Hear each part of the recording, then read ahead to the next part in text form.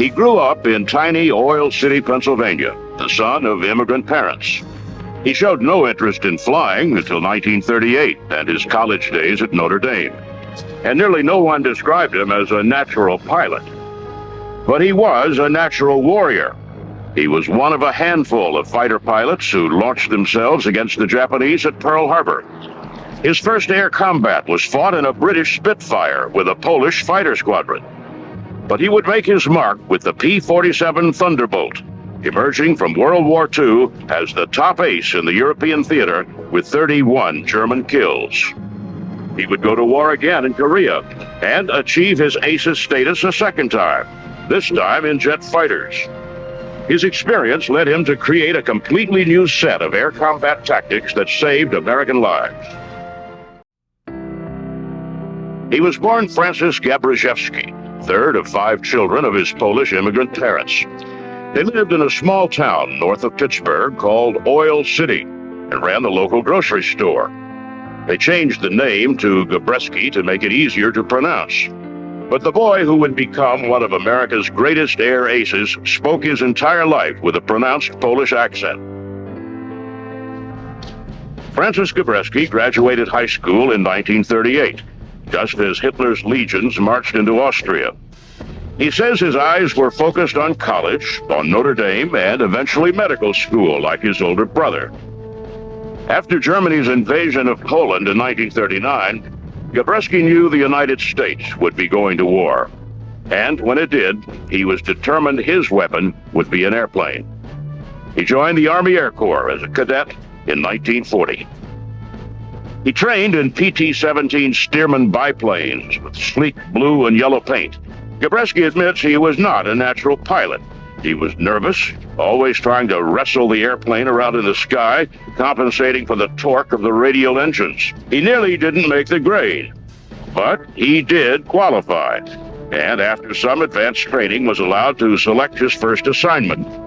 He chose someplace that sounded glamorous, exciting. I chose Hawaii.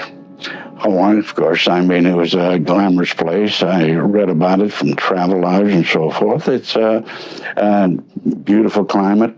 The people are nice and tan, beautiful, and so forth. And the girls are even prettier. But Gabreski found himself in at the start of the war he knew was coming. I was getting ready for church, and I could hear the bombardment off in the distance. And I paid no attention to it because the Navy does have a range in the mountains. And they work 7 days out of the week. There's Sundays when they probably drop a few of the practice bombs. And then all of a sudden I heard machine gun fire. And that machine gun fire was right next over me. And I looked out the window, and sure enough, there was a Zero flying with his machine guns wide open and so forth, strafing everything before him. And I saw the rising sun. And that was my first indoctrination into World War II. And of course, there's no question about being scared. I was scared stiff, but at the same time, I was trained to do a job. We looked at the line, and of course, the buildings, some of the hangar lines were going up in flames. The flight line was going up in flames. Our number one job was to move away the intact airplanes away from the burning airplanes. And of course, that wasn't easy because all our ammunition was in the hangar line. The hangar line was up in flames, and it was just like Roman candles then. In other words, you could see the tracers coming up and firing, and they were more scary than they were destructive. So we did our work, airmen as well as officers, shoved out the airplanes away from the burning airplanes. And by the end of, say, an hour and a half, well, we were able to save about 75 of the 150 airplanes that were parked on the line. We did become airborne about 2 hours after the attack on Pearl Harbor. It was a very, I would say, somber flight. I looked down from about 6,000 feet over Pearl Harbor and saw all those airplanes just over off on their side or going up in flames. And it was just a big, billowing black smoke all over Pearl Harbor. With much of the air power of the Pacific gone and the Navy clearly in charge, Gabreski felt out of the action. The Air Corps found itself trying to salvage what was left of its Pacific bases.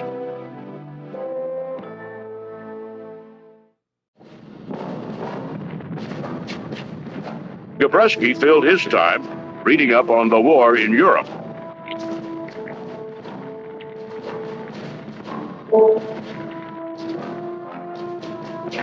The Battle of Britain action reports showed that the fighter squadrons with the highest kill ratios against the Germans were Spitfires, piloted by members of the Polish Air Force. Gabreski had an idea. He would use his language skills and attach himself to a Polish squadron to learn their combat tactics. He would then pass them along to the Americans when they arrived in Europe. His idea earned him a trip to Washington and a promotion to captain on his way to London. I came over as a casual. I came over as an individual flying with the Polish Air Force to gain experience. So I joined the 315 squadron that was flying Spit 9s, and it was just a super airplane. So I flew with them on 20 missions. In February 1943, Gabreski left the Polish squadron. The Americans were arriving in England in force, and it was time to put the lessons learned to the test. He joined the 56th Fighter Squadron of the U.S. 8th Air Force and met his new aircraft, the P-47 Thunderbolt. After the tight quarters and sleek lines of the Spitfire, the Thunderbolt was a battleship.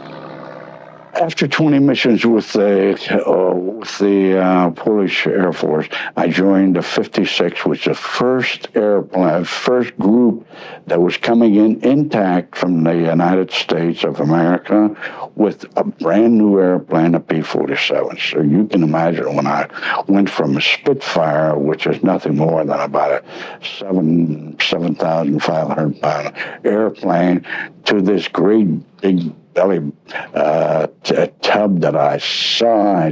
My God, what a big airplane. It was twice the size of the Spitfire. But it turned me off immediately, but that was the only thing I had to fight in, and that I was going to learn to fly it. So I took the airplane up, and it was a good airplane. It was a good airplane because it had a turbine supercharger that could derive to 2,000 horsepower at sea level, as well as up to 30,000 feet, when the velocity of the turbine supercharger would not accelerate any faster because it would disintegrate. Unlike the mission of the Spitfire to intercept and shoot down attacking German bombers and fighters, the role of the Thunderbolt was clear: protect the bombers of the U.S. 8th Air Force. Also, unlike the Luftwaffe and the RAF, he was about to command a unit in a uniquely American Air Corps. We're all amateurs. The Germans were all pros. The RAF, they were pros. And all the Belgium, all the other Allied forces, they were pros by the time that we were there. So we were going to learn from them.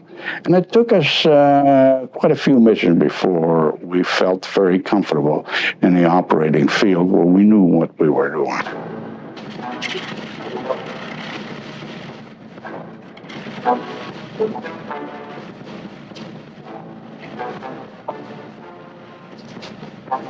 The U.S. 8th Air Force was in Europe to carry out daytime strategic bombing of the enemy. The B-17s were slow, long-range bombers, and the 56th Fighter Group was to escort those bombers to or from the target, to protect them from German fighters the best way they could, and come home. After a non-combat injury sidelined him for several months, Gabreski came back with a vengeance. On August 24th, 1943, he scored his first confirmed victory at FW-190. On September 2nd, he scored his second.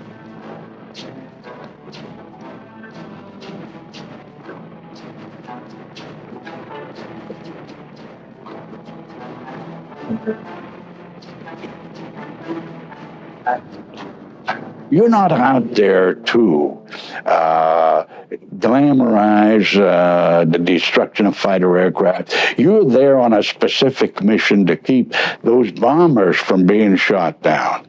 In other words, if you could scare away, which we have on many occasions, where the Focke-Wulf 190s and 109s would break off because we'd start coming in head on to them and with our guns wide open and so forth, firing at them. So they'd turn over and go down to the deck. We wouldn't follow them, naturally. I mean, because we did our job. In January 1944, General Jimmy Doolittle, fresh to the 8th Air Force from his North African experience commanding the 15th, changed the general orders for U.S. Fighter Command. The only way to beat the Germans was to eliminate their aircraft and pilots. The role of the fighters was no longer to simply escort bombers. Now they had clearance to pursue and flame every German aircraft they could, in the air or on the ground.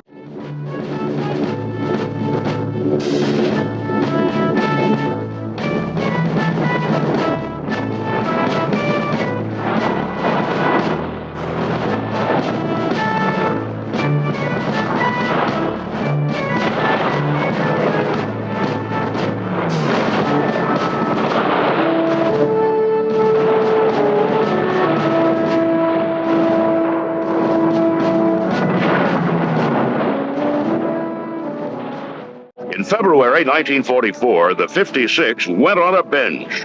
Gabreski called it the Big Week. Now flying missions over Germany using extender tanks, the P-47s of the 56 scored 59 kills in 5 missions. Gabreski owned 3 of them, running his number to 11.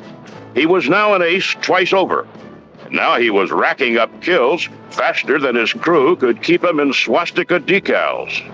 In May, he scored 3 more kills in a single day, with a 4th listed as probable.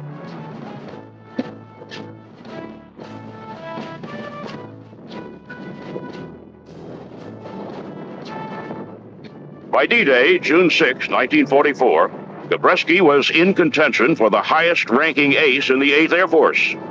Truth be told, he was anxious to match the numbers set by a pilot from his group who had been sent home after 27 air victories. A month later, Gabreski did the impossible. He beat the record with a 28th air victory. He could now go home. Gabreski had been overseas nearly 2 years and flown 165 missions. His fiancée was waiting with plans to get married as soon as he got home. Gabby was ecstatic. With the exception of an injury to a pinky finger, he had come through without a scratch. Gabreski collected his orders, packed and scheduled to begin the long journey home July 20th, 1944. He stopped by the operations hut on his way out to say goodbye. They were busy preparing to fly another escort mission over Germany. It looked like the kind of mission where a hot pilot could run up another couple of kills. He had 31. Could he score more? Gabreski decided he had one more mission to fly. They found an airfield west of Koblenz and decided to let each of the flights take a crack at it. Gabreski led his flight team down and during his pass exploded a German bomber. He turned to make another pass, hugging the ground too close. The propellers hit, and Francis Gabreski, America's hottest air ace, was down in Germany. He would spend the rest of the war in a German POW camp. His Stalag Luft was freed on May 13, 1945. A year later, Lieutenant Colonel Gabby Gabreski, 26 years old and credited with 31 kills, retired from the Army Air Corps. But that's not the end of the story.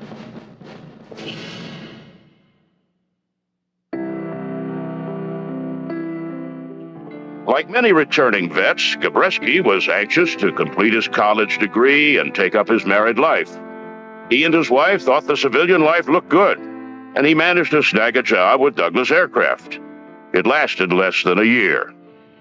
Gabreski missed the cockpit and flying. He applied for a permanent commission, and in April 1947, returned to the Army Air Force as a lieutenant colonel. Less than a year later, he was assigned to command the 56 Fighter Group, his old combat unit, and and with it came promotion to full colonel. It was peacetime work, but not for long.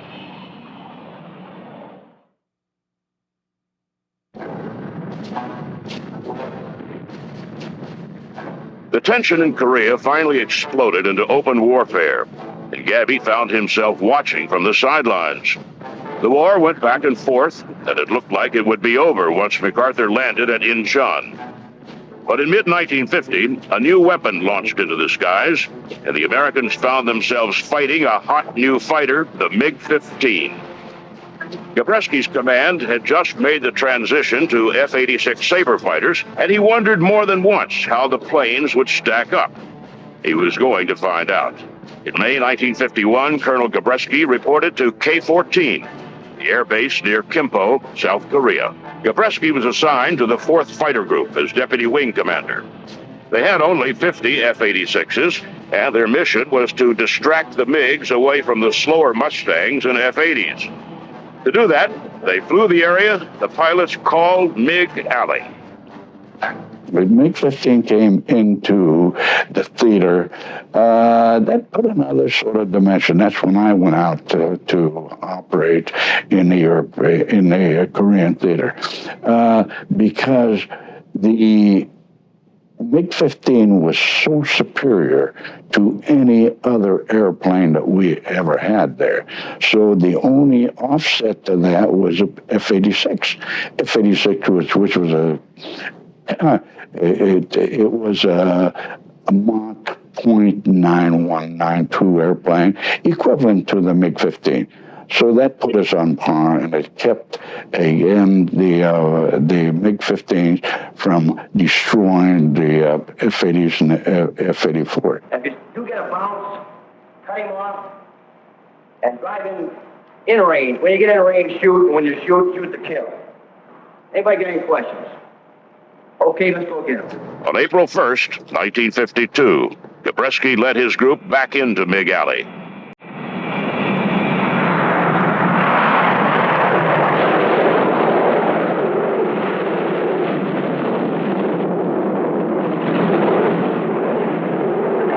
Tiger 2 here, I got a couple of bogeys out there, one coming around at 2 level. Roger, boy, I got him.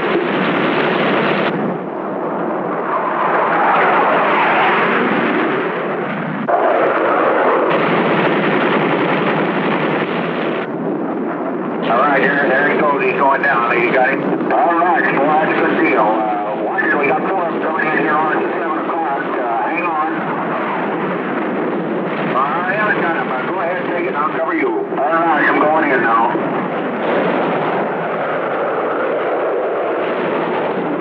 Okay, he's in now, boy. You got him too.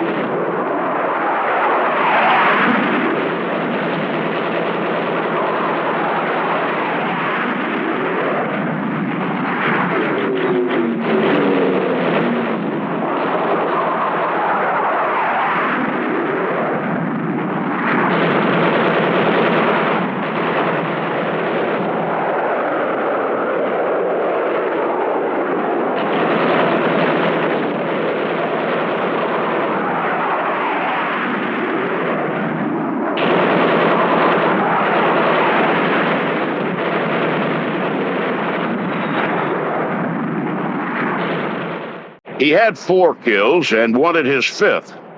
He went head-to-head with a MiG-15, and after 3 passes, he watched the pilot pop his canopy and bail out.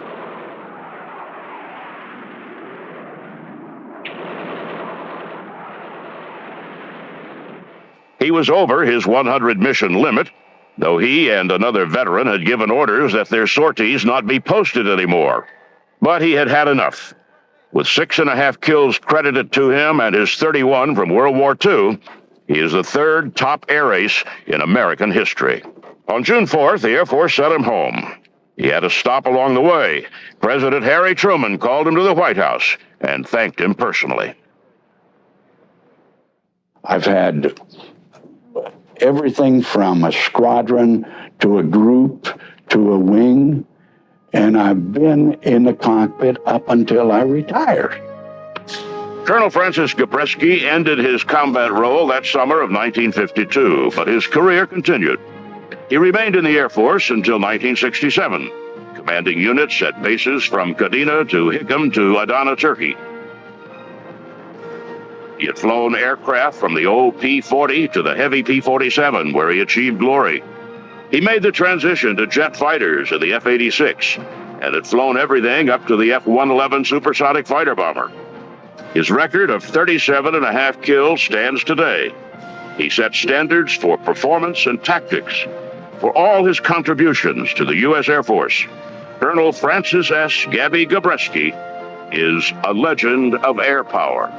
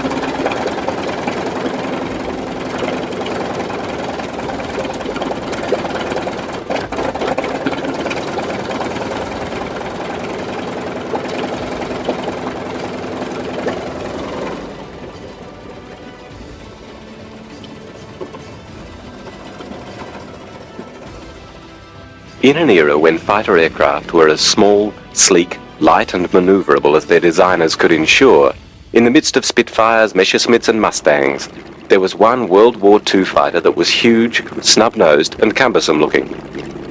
Roughly twice the weight of its contemporaries, it was called the Jug, because, stood on its nose, it looked like a milk jug. The Republic P-47 Thunderbolt was a late starter in the war, its design being influenced by events already happening in Europe with the air battles over Poland and France. Despite the late entry into the inventory, it was to be built in greater numbers than any other American fighter before or since. It was fast, dependable, could take major damage and survive, and packed heavy and effective firepower.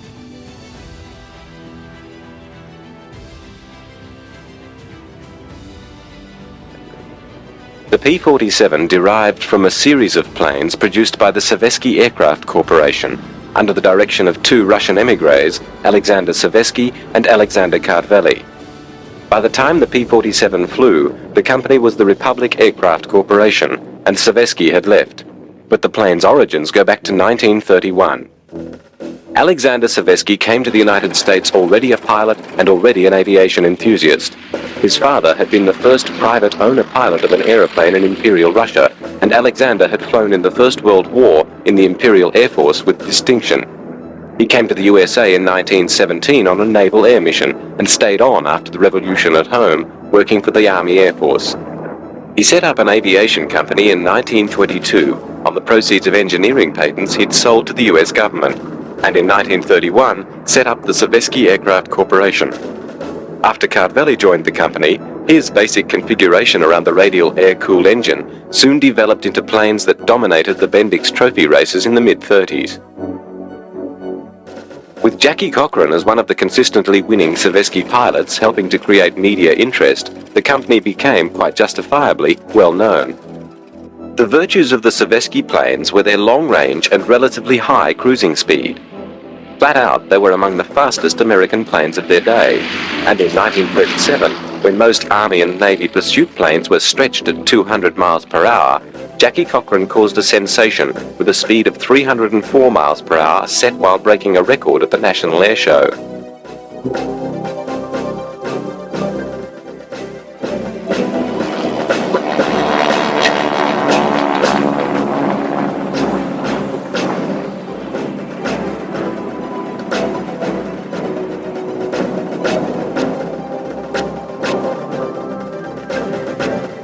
By 1938, Sovetski planes had won 3 Bendix trophies in a row.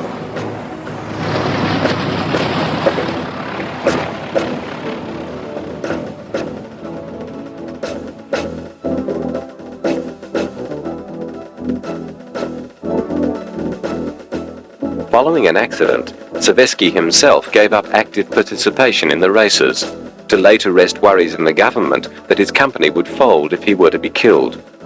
The government interest was not surprising. The Army had bought their first Savesky planes in 1935, the basic trainer, the BT-8, developed from Savesky's two-seat XBT. More relevant to the P-47's development was the Sev-1 XP, which was the basis of Savesky's first sale of pursuit aircraft, the P-35, first US fighter to have retractable wheels. The P-35, while a step forward for US fighters, was outclassed by the developments in the German and British air forces, being underpowered and hence too slow, though it did have good maneuverability and range. It was soon overtaken, and the company given contracts to develop the concept into the supercharged YP-43, which itself went into production only as a stopgap measure to keep the production line together while redesigns of first the P-44, which was never built, and then the P-47s, went on. Neither P-35 nor P-43 were effective fighters by the time they were deployed. Like the P-43, the P-44 was to have been built around a turbo-supercharged radial engine, and would have been about the size of most of the fighters of its time. But, like the earlier two designs, it was light on both protective armor and firepower. Kartveli and his team were racing to catch up to the rest of the world, and designs were now commenced for a new plane that was given the number P-47, to be worked around a large liquid-cooled engine, with plans being submitted to the Air Board in August 1939. A fortnight later, Hitler's posturing around Poland suddenly turned savagely into war, and the American designers were confronted with stunning evidence of how inadequate their current thinking was. The war that Hitler and his generals were equipped and ready to fight was a new technologically advanced lightning war. Much of the army was horse-drawn and outdated, but the attacking fists of the German panzers, with the Luftwaffe's total dominance and ruthless exploitation in the air, crushed the Polish defenses quickly. While the US had its own very good strategic bombers like the B-17, they were obviously still lagging far behind in fighter aircraft, in all the fighter roles. Faced with news of the Nazi bombing strikes on cities and towns in the opening campaigns of the war, the US faced the chilling though distant possibility of being unable to repulse such forces with its existing planes. Like the P-47, all the designs going to the US Army, though promising, were based on new liquid-cooled engines that were still not working satisfactorily, and there was a cautious desire to retain some capability using the tried and tested radial engines. To give spur to Kartveli, there was available a new huge radial with 2,000 horsepower, and the plane was literally designed around the power plant and the ducting for the massive turbo supercharger built into the fuselage. The giant they created was theoretically a plane of great speed, 400 miles per hour was the target, and great height, with a massive punch from the 8 heavy machine guns mounted in its wings. It was called the P-47B, and the first one was produced on May the 6th, 1941. Despite teething trouble that included the loss of planes due to engine failures and due to their tendency to go too fast for their airframe to hang together, production and development proceeded rapidly in parallel, the C model and the D model both appearing by the end of 1942. The plane, though dogged by persistent crashes, had easily exceeded some of its targets, and its top speed of 430 miles per hour was welcomed, as was the evident power of its armament.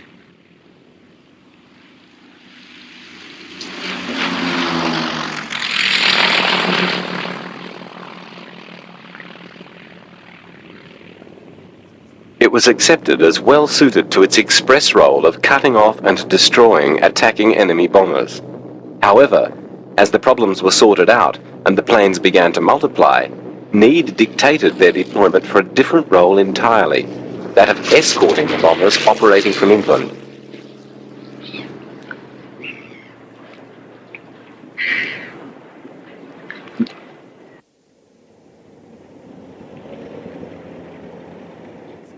Dispersed around England, teams of civilian mechanics and engineers assembled the planes shipped over the Atlantic. Soon, in addition to this task, they would be carrying out major repairs on battle-damaged planes.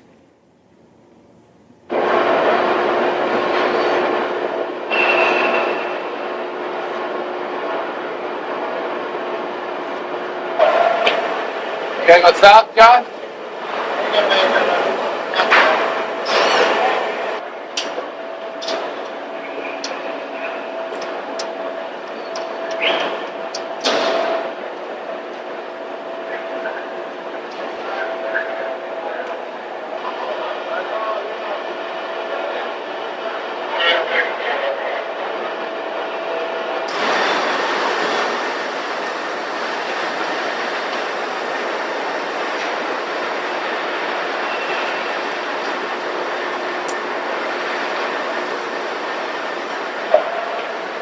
Okay, let's stop, John.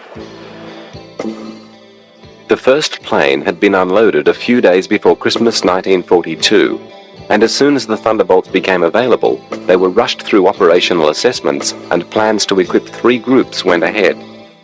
There was some skepticism about the big fighter. It had been flown against captured German planes and found to have only one major advantage: speed, being outmaneuvered and out-accelerated by the Nazi aircraft.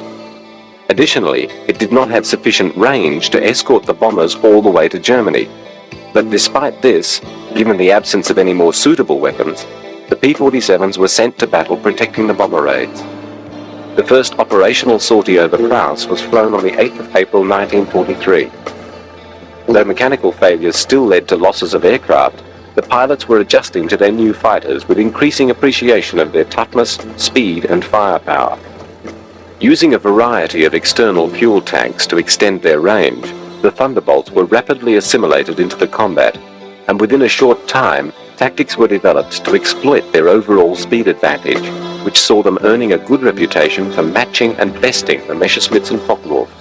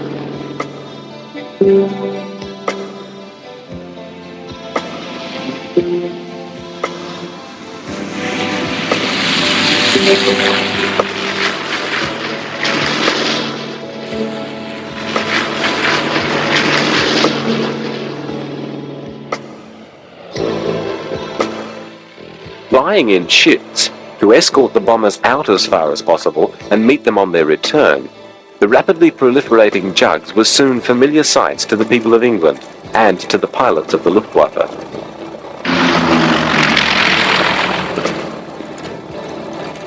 The bombers had been designed to provide one another with mutual support from massed machine guns, in the mistaken belief that they would be able to ward off attack on the way to their targets and home again. The need to fight fighters with fighters had not been fully appreciated, and there had been severe bomber losses in the initial phases of the campaign. Even with fighter protection, the big planes were vulnerable and losses continued. However, though it may seem callous, the continued campaign was slowly having a major effect in that the Germans could afford their losses of aircraft and pilots less than the Allies could.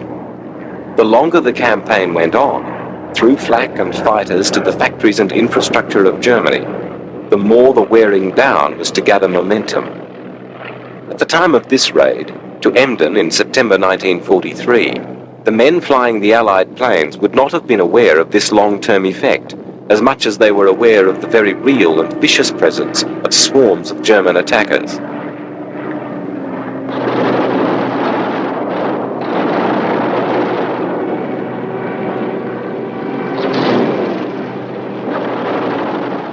The Germans' tactics determined that their fighters would concentrate on attacking the bombers and not engage the escorts unless it was unavoidable. This suited the high-flying Thunderbolts, which could stooge around above the formations of bombers and dive to intercept the attackers. Once the Thunderbolt had built up speed in diving onto the Germans, there was little they could do to escape. Tactics they had employed on Spitfires of diving away from attack simply played into the P-47's hands, and the Nazis learned the hard way that there was no way to outrun the Jugs.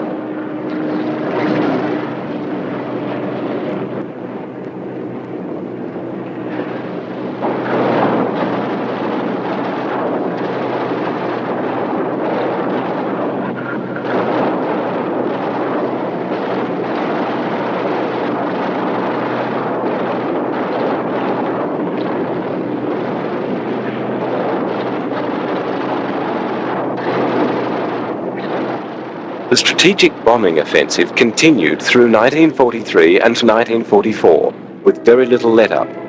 And as the campaign proceeded and tactics were adjusted back and forth, the tide continued to surely run out on the Nazis. Their losses of planes were bad enough, but their losses of pilots were unsustainable. Their aces were going. The veterans of Spain, Poland, France, and Russia were thinned out by each successive demand. In addition, the planes that had been all-powerful had been bested, first by the Spitfires and Hurricanes of the British, and then by the newer American types. Worse, they were not being replaced by better planes. The constant revising of the Me-109 saw its effectiveness tumble as its weight rose, and the FW-190 too started to show signs of having outstayed its era. The Germans had the knowledge to have wrested control with jet fighters, but through Hitler's mistrust and a generalized lack of foresight, the fighter potential of planes like the Me-262 was to be overlooked until it was too late for them to swing the balance back to the Germans. So 1943 and 1944 saw the Luftwaffe decline, to the point where, far from having absolute air superiority throughout Europe, the Germans could not even control the skies over their own homeland.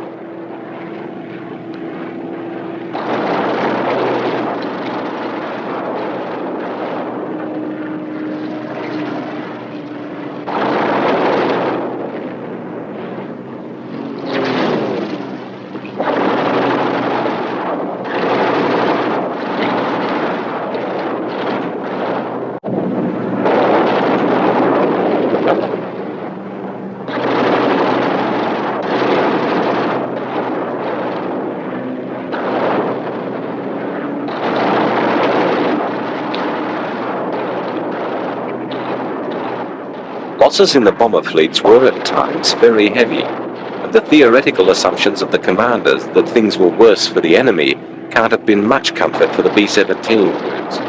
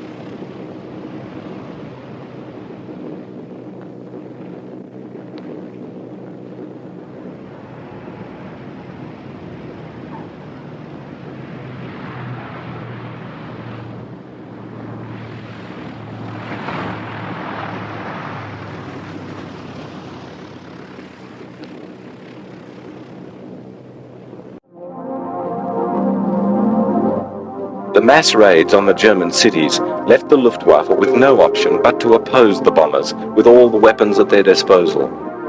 While the pounding of the Reich went on, devastating the cities and making the continuance of war production increasingly difficult, the German Air Force had to continue to suffer losses that it could not make good.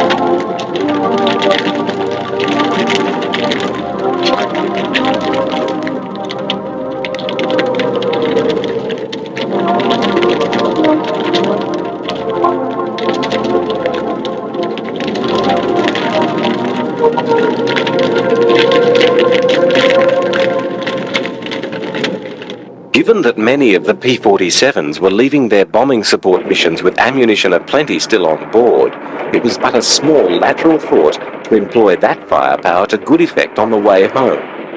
From a relatively ad hoc beginning, this soon became official policy, and the shifts of fighters were slightly shortened to ensure a small margin of remaining fuel for these strafing runs. The railways and airfields of the Germans came in for special attention. The Luftwaffe found itself being destroyed on the ground, and the P-47 found itself increasingly regarded as a ground attack weapon. The air war in the Pacific had rapidly adjusted from the initially stunning Japanese successes, and the US, recognizing the importance of air superiority and with its enormous material advantage, pushed a string of airfields across the Japanese Empire aimed at Japan herself. From these bases, secured by the Japanese inability to compete with the quality and quantity of American planes, America's economic power translated itself into a military force that was unstoppable.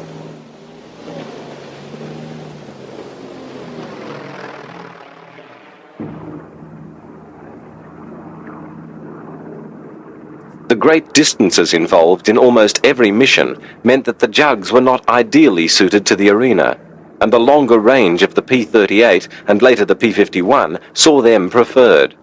However, many Thunderbolts were to see action in the area and played important roles in some campaigns. Once again, they gravitated to the ground attack role, and with devastating effect.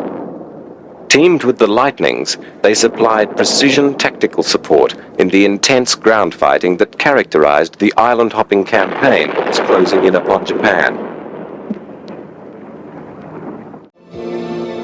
The ground crews had liked the Thunderbolts from the start. They were dependable and rugged and tolerant of difficult conditions. Their servicing had been thoughtfully considered by the designers, and every effort had been made to simplify matters. Though they had their own critical nuances and bad habits, these affected the pilots rather than the crews, and compared to many other marks, the mechanics rated them very highly.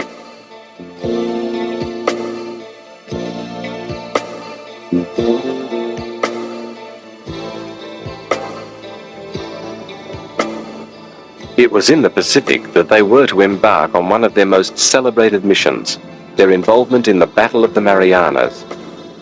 In late May 1944, at Bellows Field, Oahu, P-47s of the 318th Fighter Group were preparing for the coming invasion. After a ceremonial inspection and last-minute maintenance, the planes were flown the short distance to Ford Island at Pearl Harbor, where they could be landed beside the docks.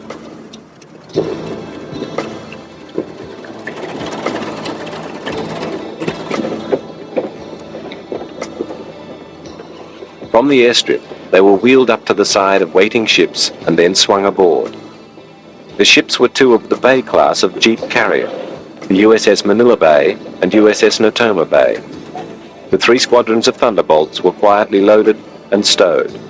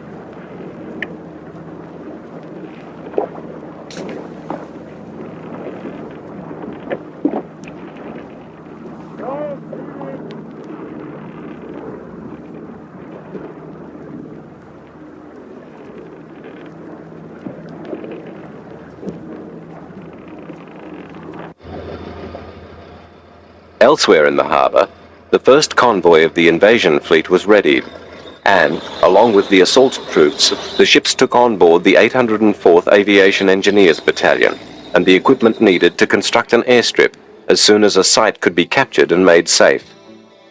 Also travelling on that first convoy was a contingent of P-47 ground crew from the fighter group. They sailed from Hawaii to the Marshall Islands, where the invasion fleets were assembled.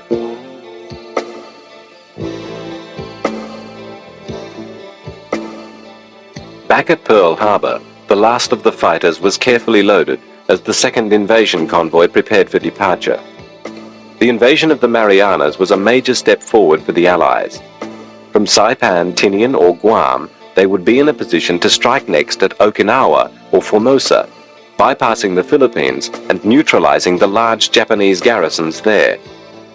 More immediately, they would be able to effectively complete the blockade of Japan, cutting her off from her vital supplies of war materials, particularly rubber and oil. The Marianas was clearly going to be a campaign that the Japanese could not sidestep. The stakes were too high. To lose the Marianas would leave even the Japanese unable to deny, at home or abroad, that they were beaten. It would be evident from that point on that the only factors would be time and fanaticism. The eventual outcome would not be in doubt.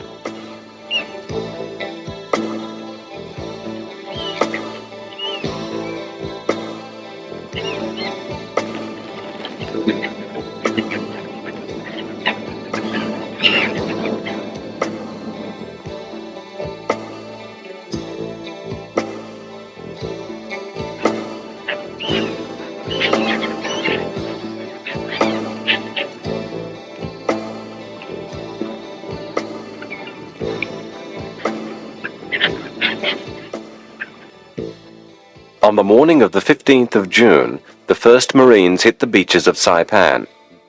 As with other campaigns, the important islands were the three with airstrips, Saipan, Tinian, and Guam. With 32,000 Japanese troops on Saipan, it had the largest garrison, and the decision was made to attack there first. By nightfall on the 15th, 20,000 American troops were ashore, within a perimeter of fiercely determined Japanese resistance. A bloody process of inching forward followed. At the beaches, the flood of men and machines was speeded up, and then most of the convoy was withdrawn to a safe distance as the Japanese fleet tried to intervene. Over the horizon from the battle on the island, the two aircraft carrier fleets were edging into range of one another. On the 19th, the naval battle commenced, and the Japanese fleet was ground down in its most telling defeat of the war by the almost insolent force of Admiral Spruance's Fifth Fleet, the most powerful fleet in the world. Meanwhile, the invading troops at Saipan pushed relentlessly on ashore, fighting a fierce and sustained battle with the Japanese troops dug in on the hills of the island.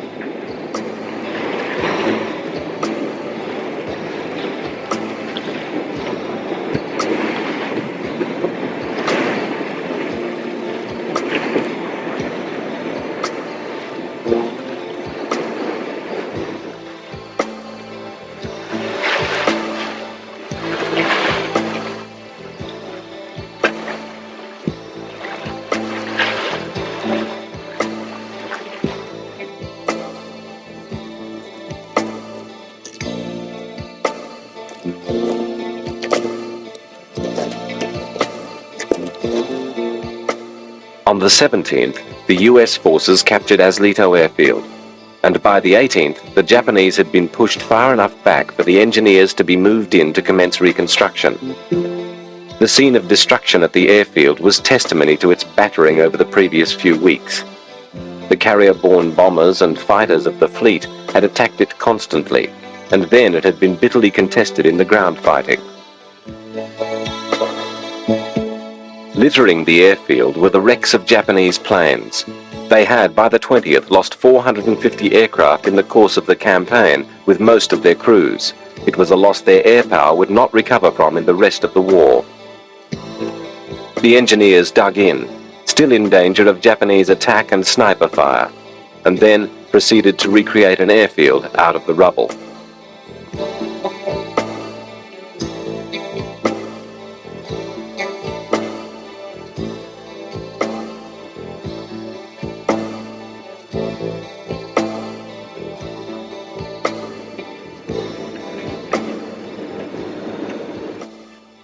On the 22nd, 7 days after the first troops went ashore, the runway was ready, and the 2 transport carriers stood to, 60 miles out to sea, to launch the Thunderbolts ashore.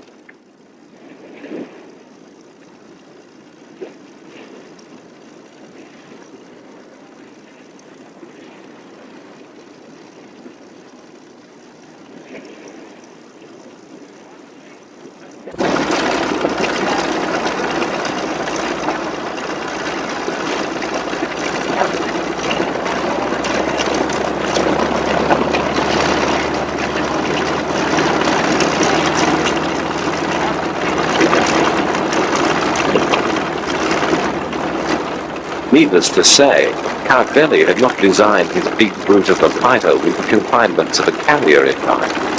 However, there was no intention of landing them back on board. They were loaded onto the catapult and shot off, one every 2 minutes.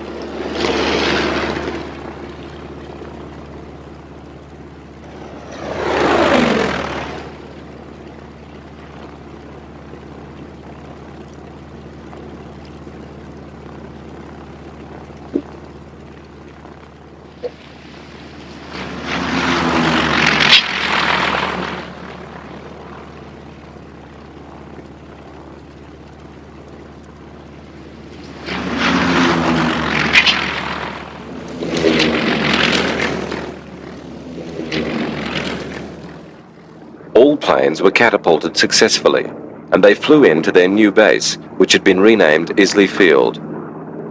As they circled to land, they could see the smoke of battle raging along the hills only a few miles away.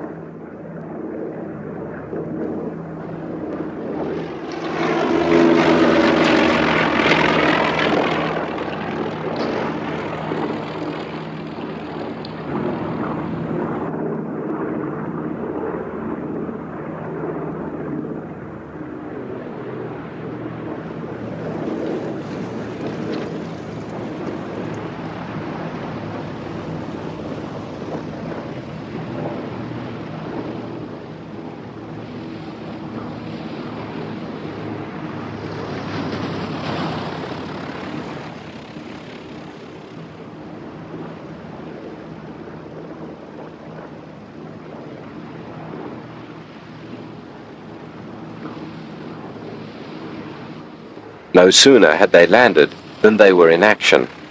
The first planes ashore had carried out several successful strikes before nightfall that day. The 4 heavy half-inch machine guns were mounted in the outer wing, beyond the housing for the undercarriage.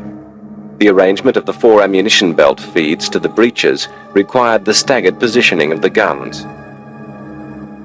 As with most of the plane's layout, the armament installation was practical, strongly constructed, and simple to access and service.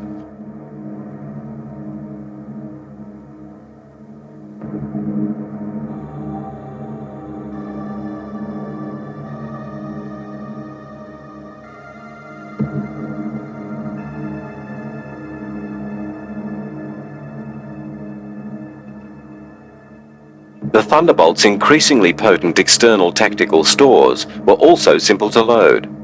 The rocket installations had at first been inefficiently designed, and there had been difficulties with their accuracy. But these problems had been quickly overcome with realization of the potential of the combination of fighter and rocket.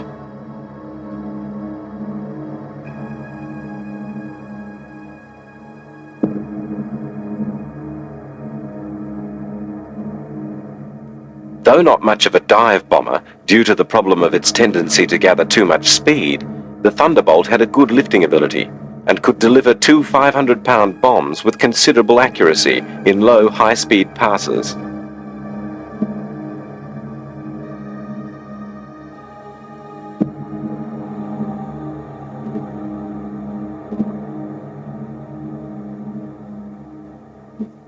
Saipan was the scene for the Thunderbolts to be the first planes to use a new weapon in combat, napalm.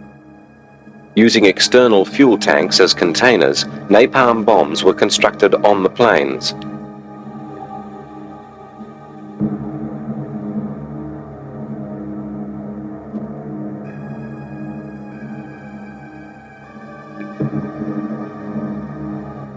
The mixture of napalm and gasoline was pumped into the tanks, and a detonator was fitted.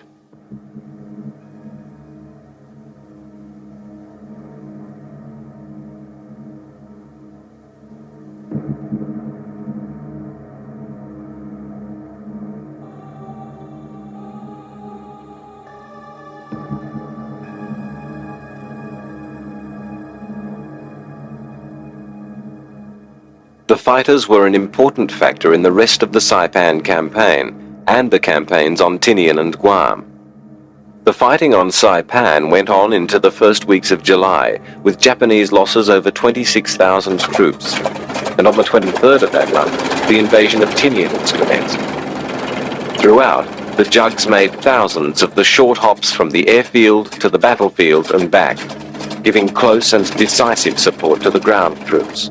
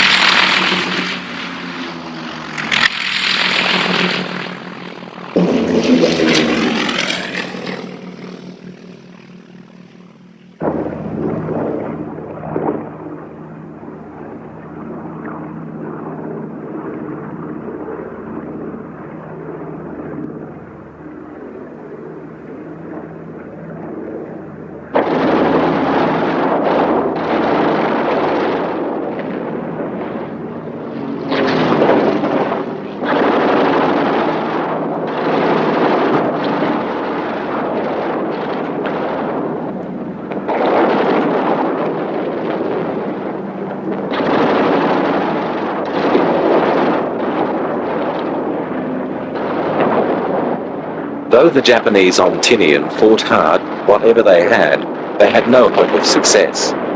The Thunderbolts had complete possession of the air, and were almost free to do as they pleased in attacking the beleaguered garrison.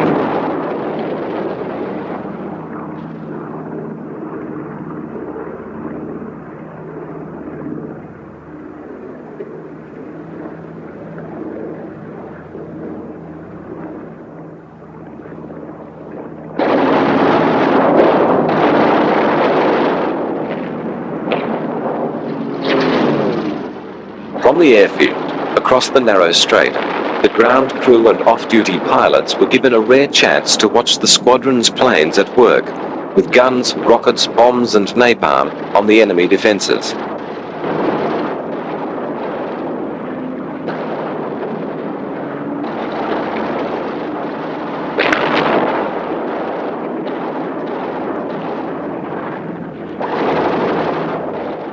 That the battle for the Marianas was a turning point of the war is testified to by Tojo's government's resignation on the 18th of July.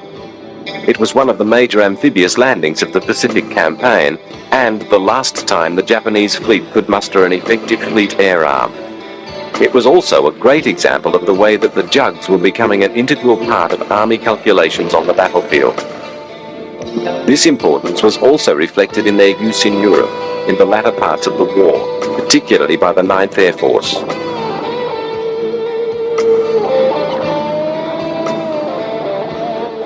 In the planning for the D-Day landings in Normandy, considerable attention had been given to the need for tactical ground support planes to be on hand, to disrupt any German attempt to concentrate force to throw the attackers back into the sea. During the early phases of the invasion, there were problems with liaison between ground and air forces. With the establishment of mechanisms for forward air controllers to maintain direct contact with the patrolling fighter bombers, the P-47s and other tactical airplanes became one of the Allies' most effective and important weapons in their inexorable progress across France and into Germany. As the front moved forward through the second half of 1944 and into 1945, air bases close to the action constantly seethed with the activity of the Thunderbolts.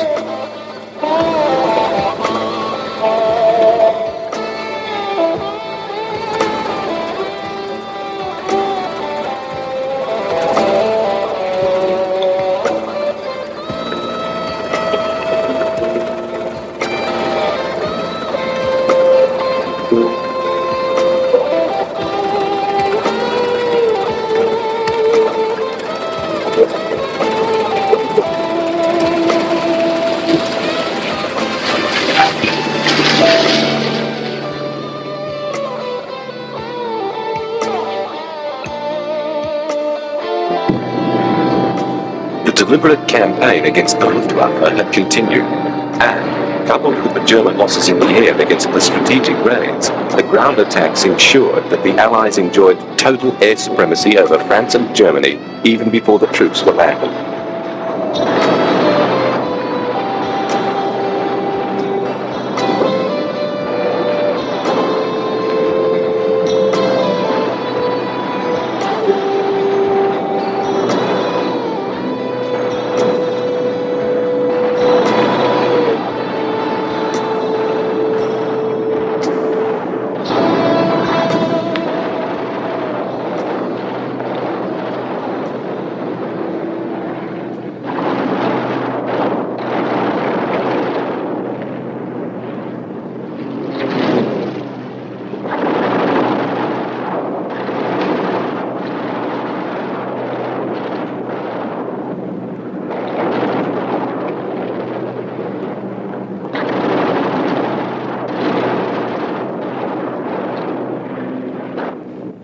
The Thunderbolts themselves were no longer much involved in the strategic campaign. Their limited range had seen them replaced in this role by the P-51 Mustang, which, with its coupling to the Rolls-Royce designed Merlin engine, had become one of the most potent fighters of the war.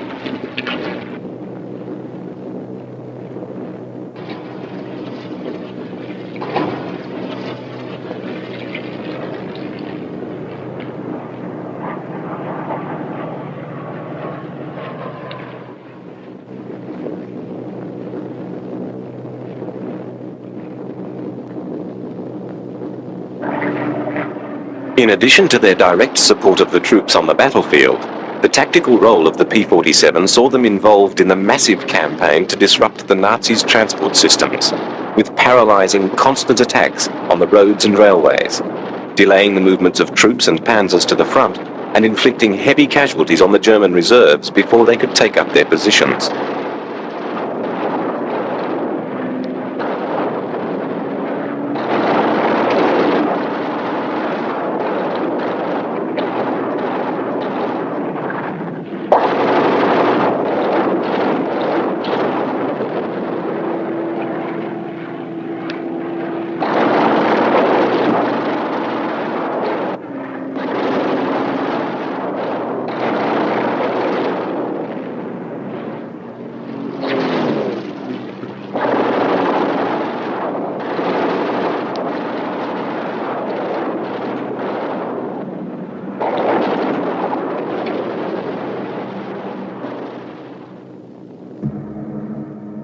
As the Allies overran the German army, the scenes of destruction that greeted them confirmed the effect of the tactical support.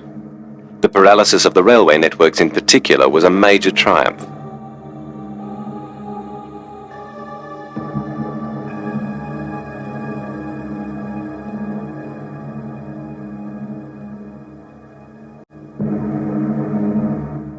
In the German cities, the effect of the tactical bombing, coming on top of the sustained strategic campaign, meant that very large areas were totally destroyed.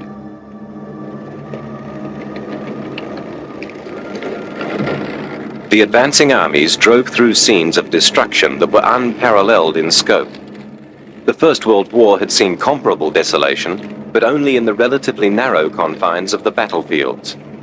Here, entire countries had been laid waste.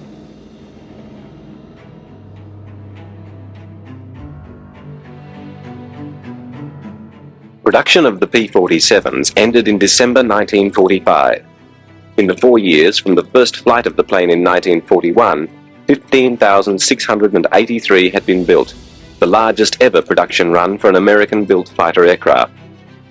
The multitude of Thunderbolts had proved themselves very worthy weapons, and, particularly in their tactical use, had paved the way for many of the theories behind the developments in post-war military aviation. Ironically, given the assessment of them as primarily tactical support planes, the last Thunderbolts, the N model, were specifically developed as long-range escort fighters for use with the raids on Japan by the B-29s. After the war, the P-47s, like most of the World War II inventory, were overtaken by the rapidly developing jets, and there was no place for them in the front line of a major power. The P-47 was one of the most successful fighters of the war, and one of the Allies' main weapons. And there is no doubt that it was one of the truly outstanding aircraft of all time.